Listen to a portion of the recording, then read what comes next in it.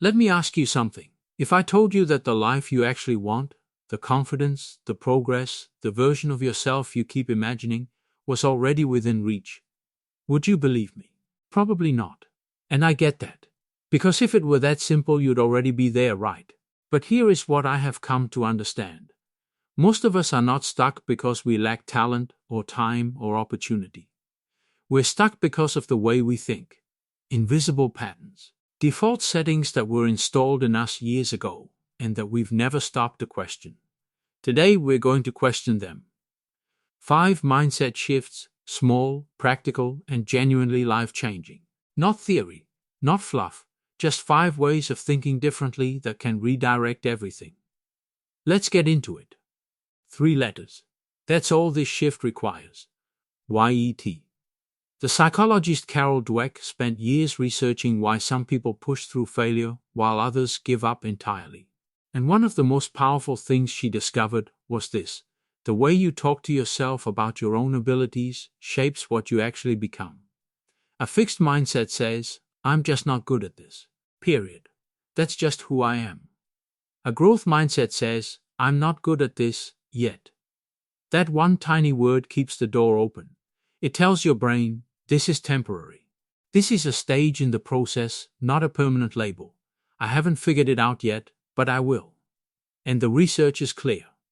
Students who learned to add yet to their self-assessments became more persistent, more resilient, more willing to try difficult things, because failure stopped feeling like a verdict and started feeling like feedback.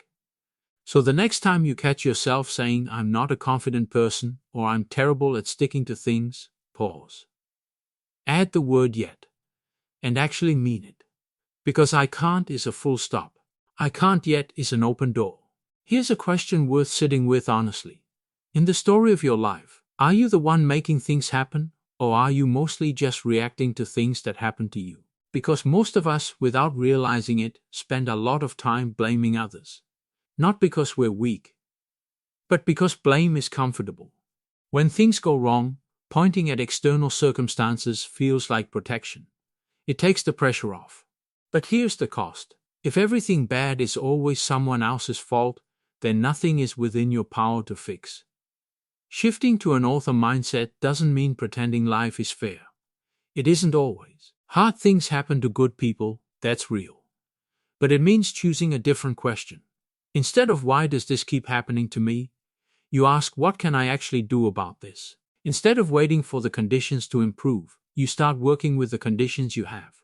Viktor Frankl, who survived the Nazi concentration camps and later became one of the most influential thinkers of the 20th century, wrote that the last of all human freedoms is the freedom to choose your response to any given situation. Any situation, even the worst ones imaginable. You are not what happens to you, you are how you respond. Perfectionism feels like caring deeply. It feels like high standards. But perfectionism is not high standards. Perfectionism is fear, wearing a very convincing disguise. It whispers, "Don't start until you're completely ready. Don't put it out there until it's perfect. Don't show people until you've got it all figured out." And meanwhile, nothing gets made, nothing improves, nothing moves. Reid Hoffman, the founder of LinkedIn, said, "If you're not embarrassed by the first version of your product, you've launched too late." The same is true for your life. The first version of your new habit will be imperfect. The first version of your creative work will be rough around the edges. The first honest conversation you have with yourself will feel clumsy and uncomfortable. That's not a sign you're doing it wrong, that's a sign you're actually doing it. Progress compounds over time.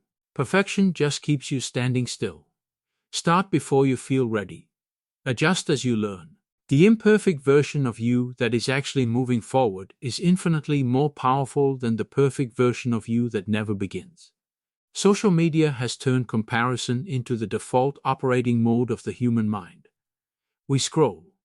We see someone else's promotion, their body, their relationship, their beautifully organized life.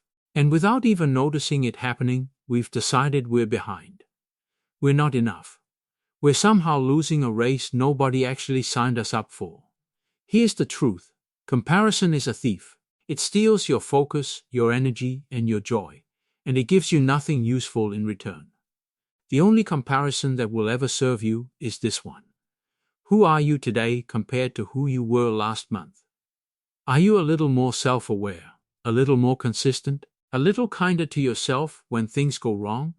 That's the only scoreboard that matters. Your path is yours alone. Nobody else has your exact combination of experiences, your timing, your particular set of gifts and wounds. The moment you stop trying to run someone else's race and commit fully to running your own, something genuinely shifts. One day I'll get serious about my health. One day I'll have that conversation. One day I'll actually go after the thing I care about. One day, here's the thing about one days, it is not a day of the week. It never arrives. It just keeps moving forward on the calendar, always one step ahead of where you are right now. And the brutal, compassionate truth is this. The life you want isn't waiting for you somewhere out there in the future. It's built here, in the ordinary, unremarkable moments you're moving through right now. Research on behavior change consistently shows that the strongest predictor of future action is current action. Not planning to start, not thinking about starting, actually starting even in the smallest, most imperfect way possible. Want to feel better physically? You don't need the perfect program. You need to take a walk today. Want to build something meaningful? You don't need to have it all mapped out. You need to open a blank document and write one sentence today. Want to feel differently about yourself? You don't need a complete transformation. You need one honest, compassionate thought about yourself today. The gap between the life you have and the life you want is crossed one day at a time. And the only day you ever truly have access to is this one. 5 shifts, let's bring them together. From I can't to I can't yet. From victim to author. From perfection to progress. From comparison to your own lane. And from one day to today. You don't have to work on all 5 at once. Pick one. The one that landed hardest while you were watching this. Write it down somewhere you'll actually see it. And for the next 7 days, let that single shift guide how you respond to the world around you. Because here's what I want you to know, the fact that you're here, spending your time thinking about how to grow, that already says something real about who you are. And that person has so much more in them than they realize. If this video gave you something, hit subscribe. Every single week on Travel to a Better You, we explore ideas exactly like these. Small shifts in how you think, how you see yourself, and how you move through the world. I'll see you in the next one.